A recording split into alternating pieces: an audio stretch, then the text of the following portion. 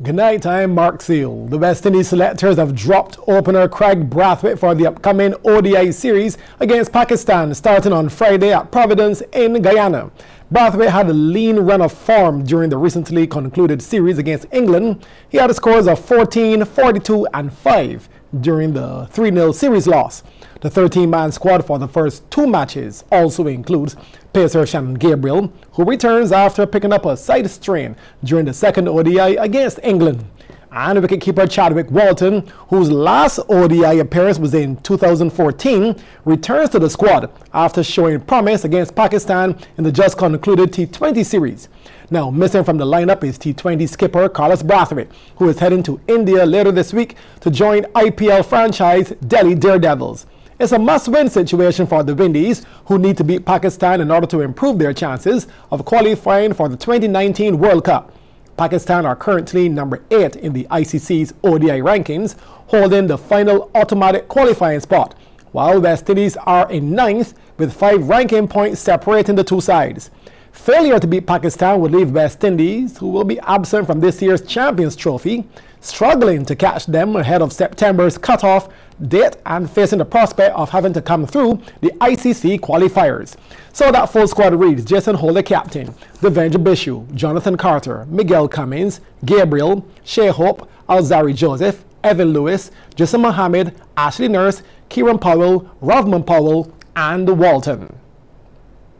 Staying with cricket, it was all for a worthy cause as the CBC teamed up with Starcom Network and the Nation Publishing Company for a successful charity T20 game at Friendship over the weekend. The financial target was reached for the Ramona Griffith Fund. Meanwhile, though, in the cricket game, CBC Gladiators batted first and posted a competitive 175 for 8 in their 20 overs, with Kelvin Patterson top scoring with 49. Then the star-studded Starcom team replied with 178 for 4 off the final over. Derek Bishop top scored with 70, while Ulrich Batson got 49 not out. CBC's Sean Green witnessed the action. It was all smiles at the beginning of this clash between the CBC and Team Starcom Network, made up of players from the Nation, Starcom Network and some guest players as well. CBC DJ Admiral International HD faced just this lone delivery cleaned up by Mario Knight, and the CBC in early trouble. CBC commentator Pedro Agard was next to go LBW tonight for just 1. Zachary McCaskey reached 22 before he too was bowled by Zidane with the score on 36.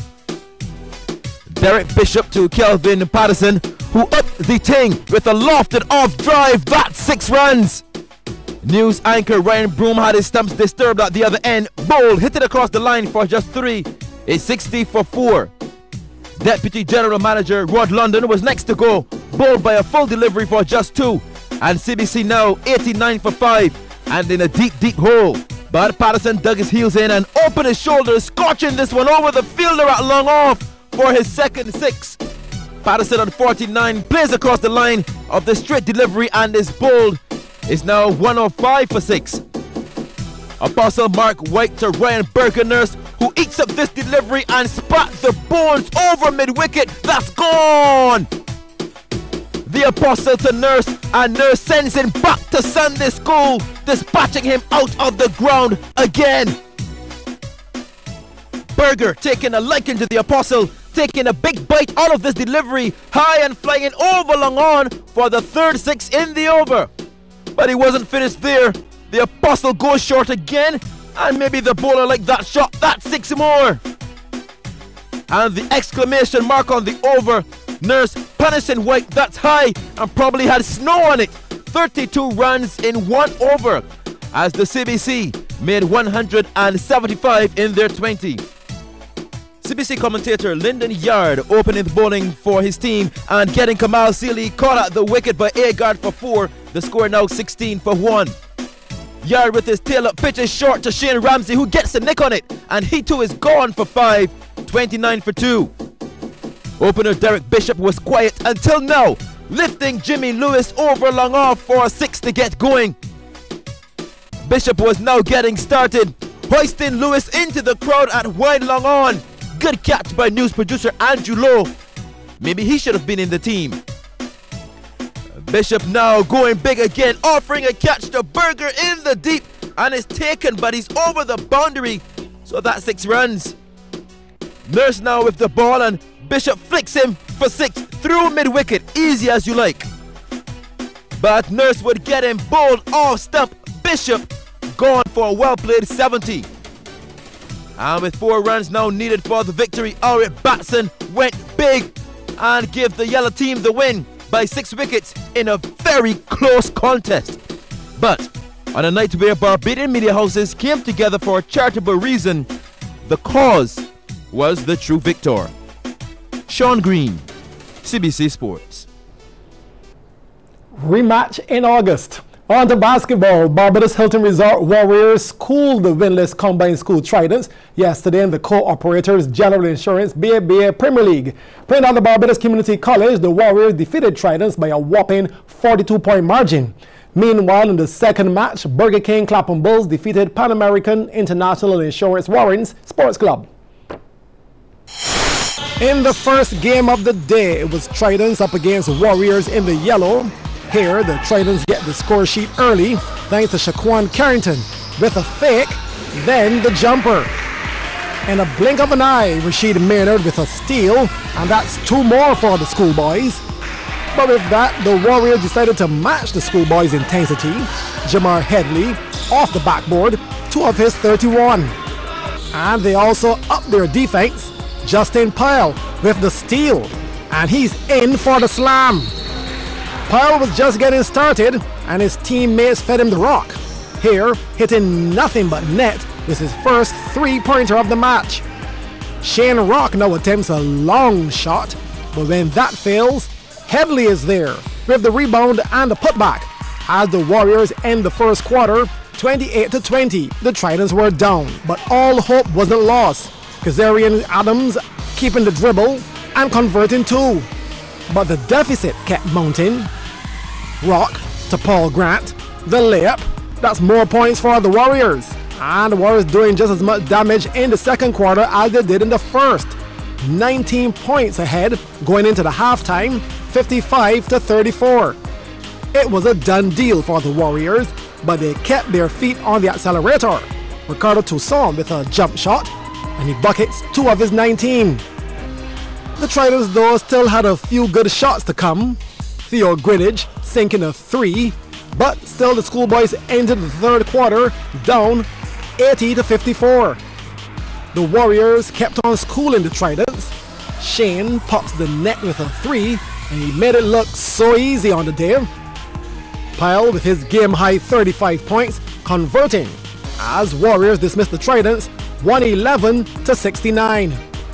In the second game of the day, it was Pan American International Insurance Corporation Warrens in the red up against Burger King Clapham Bulls. Brandon Hope with a 3 to get the ball rolling for Warrens. The Bulls struck back. Cordia Leacock on the offense with a layup. Leacock in his groove, dribbling through the D and finding his way to the basket. Another layup. The Bulls had their game plan worked out and executed accordingly. Raheem Gibbons did what he does well, hit the open jumper. Godfrey Leacock, missing from the Premier League action for the last few seasons, is back with the Bulls, and he hits a 3-pointer. Easy as they come, he hasn't missed his stride. Bulls now on the offense once more and finds Leacock with the layup, 2 more of his 20. Gibbons, the center of the Bulls game plan, with another jump shot, collecting 2 more of his game-high 25 points. Warrens trying to close the gap though as they approach the end of the first half. Here, Clive Holder with the slam to also carry momentum into the break as Bulls only led by 10, 36-26. But they went on to take the victory by the same 10-point margin, 77-67.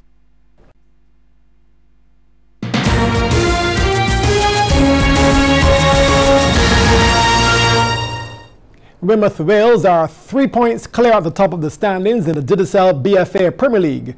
Playing last night at the BFA Wildy AstroTurf, Wales got past defending champions UWE Blackbirds to move to 26 points. Now in the other games, second place BDF Sports Program were reduced to 10 men and they had a miserable outing, surprisingly going down to mid-table Paradise. Meanwhile, in the opening game, third-place Rendezvous hammered Ellerton 5-0, inspired by a hat-trick from Ray Snag. CBC's Damien Best reports. Premier League at the BFA AstroTurf in Wildy Paradise in yellow up against BDF Sports Programme. BDF out of character, not having a very productive night. 32nd minute, keeper Jason Boxhill with a long, hopeful ball forward into the BDF half. It's nodded on, and the initial save by Dario Weir, but the rebound falls kindly to Armando Sugar Lashley. 1-0 to Paradise. A few minutes later, BDF with a free kick in a dangerous position just outside the 18. But the effort is booted away by Boxhill. Well, things went from bad to worse for BDF. Penalty shout in the 41st minute, compounding their misery, but sheer delight for Paradise. Lashley stepping up, makes it 2-0 at half-time. Second half, BDF creating a chance to pull one back from the corner. Header deflected though, away from danger. Paradise would give themselves ample breathing room. 65th minute, in a foot race here to reach the 18. The defender playing escort, then a touch in the back, and you know what happens here, folks. You better believe it. Penalty coming. Lashley again from the penalty spot to make it 3-0. That's his hat trick. Game over. Night-capping count to UE Blackbirds in pink, battling Weymouth Wales. 4 minutes in, and Wales on the attack. Cross and sneaking in at the back post. Arantes Lawrence. Sweet. Wales 1, UE 0. Clock winding down on the first half. UE with a golden chance to make it 1-1. Free kick and parried over the crossbar. Fast forward now, folks. Second half business. 50th minute. UE Blackbirds on the back foot. Wales with some delightful touches. Hayden Holligan, well, he comes up with a gem worth the admission. Wales 2, UE 0. The Blackbirds, well, they would get a consolation in the 61st minute, but Dario Harewood onside and deadly precision. But the night though belonged to Wales as they come away with the 2-1 victory over the Blackbirds. Damien Best, CBC Sports.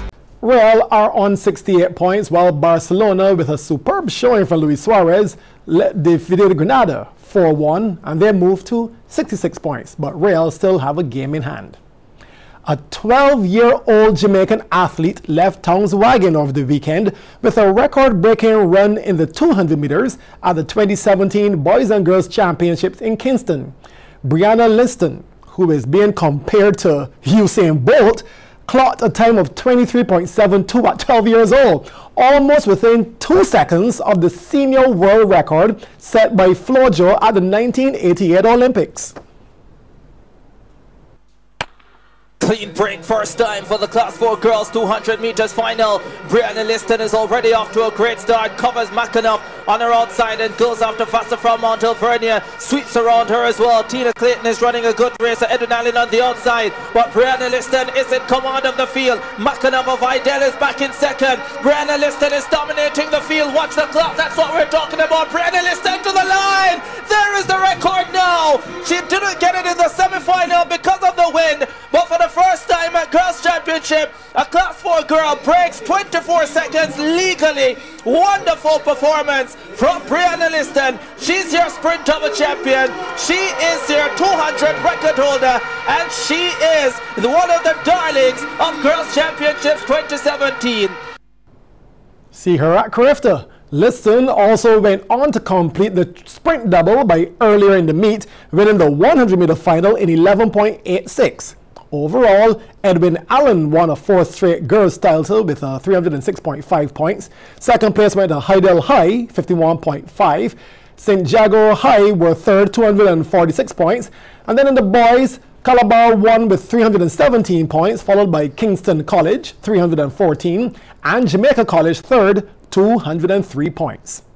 Still to come on Sports Night, Barbados ready to take on Guatemala in Davis Cup action.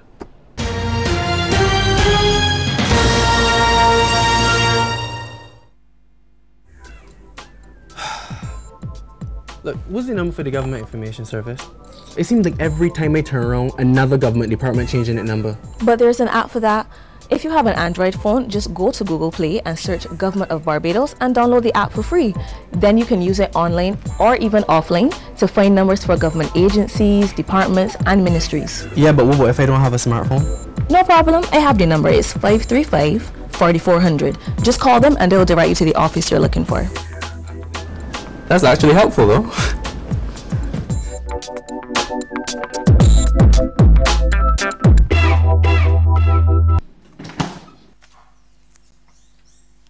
Look, Mom, it's back! It's back! Hello and welcome to the Aries 11 Plus Challenge. I'm your host, Jefferson Best. What is the correct punctuation for the sentence shown? Are you sure, asks Natasha? B, are you sure, asks Natasha? B, correct. I got it! Can you handle the Aries 11 Plus Challenge? Tune in to CBC every Sunday at 5 p.m. to find out.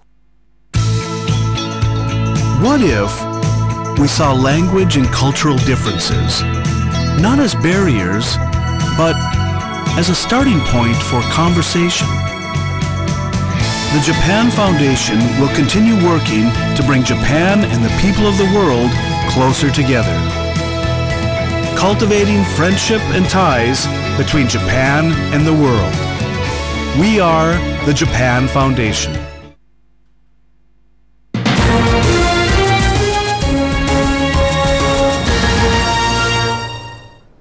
This weekend, Barbados will come up against Guatemala in Group 2 of the Davis Cup competition here in Barbados. The Barbados contingent is made up of top seed Darren King, Shannon Williams, Hayden Lewis, Adam Hornby, and the non-playing captain Damon Alphabet. Now, the Barbadians have never defeated Guatemala in the Davis Cup, but Captain Alphabet says this is the time to turn that around. This is the best preparation that we've had leading up to a tie ever. We're coming off a good win in Paraguay. That was the first away win in Group 2 ever. So the team will use that going into this tie against a very competitive Guatemalan team who are also coming off a good high, beating a team like Mexico. So we're expecting a tough fight over next weekend. And top seed Darren King says his success over the last 2 months has him really confident. I had a great two months just now. I'm playing in my first Masters events and coming up with some big victories. That's individual, but I guess for Barbados, I put much more effort and prepare very much for it. And obviously against Guatemala, against these guys, I'm obviously ready to come out and try my best out there and hopefully come out with the next victory. The tie begins on Friday at the Tennis Center with singles action. Time to tell you what's coming up in the world of sports. Tomorrow, Tuesday, the semi-final stage of the Massey United Insurance Clash of the Titans Road Tennis Tournament gets underway at the Dover Hard Courts in St. Lawrence Gap. The junior girls will be on court first at 7:30 with Tiffany Garner taking on Lashana Burgess. There is also a semi-final match in novice, senior women and senior men. That's Sports Night for Monday. Join us again tomorrow for another edition. I am Mark Seal. Good night.